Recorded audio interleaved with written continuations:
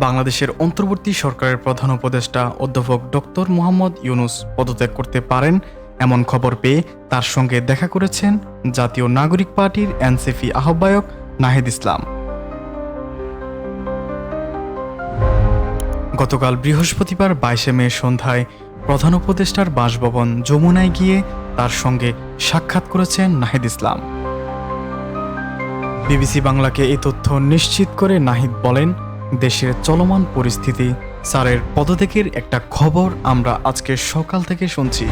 ওই বিষয় নিয়ে আলোচনা করতে স্যারের সঙ্গে দেখা করতে গিয়েছিলাম। প্রধান উপদেষ্টা দেশের চলমান পরিস্থিতিতে কাজ করতে পারবে না এমন সংখ্যা প্রকাশ করেছেন বলে জানিয়েছেন তিনি।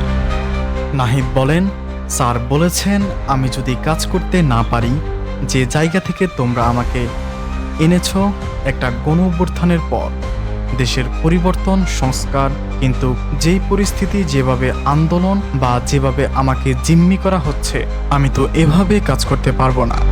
তো রাজনৈতিক দলগুলো তোমরা সবাই একটা জায়গায়, কমন জায়গায় না পৌঁছাতে পারো, বলেন নাহিদ ইসলাম।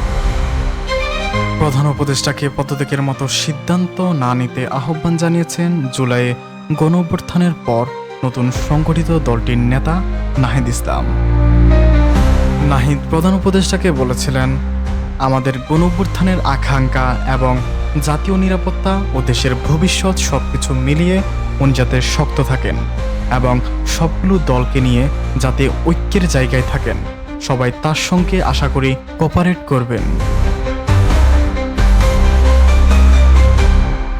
প্রধান উপদেষ্টা পদত্যাগের বিষয়টি বিবেচনা করেছেন বলে জানান নাহিদ। বিবিসি বাংলাকে তিনি বলেন, যদি কাজ করতে না পারেন থাকবেন, কিন্তু থেকে কি লাভ?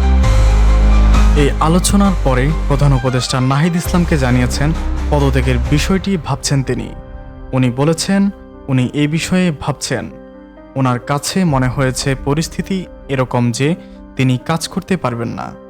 পদত্যাগের বিষয়ে প্রধান উপদেষ্টার এখনকার মনোভাবের বিষয়ে নাহিদ বলেন, কোনো রাজনৈতিক দল যদি তার পদত্যাগ চায়, সেই আস্থার জায়গা, আশ্বাসের জায়গা না পেলে উনি থাকবেন কেন?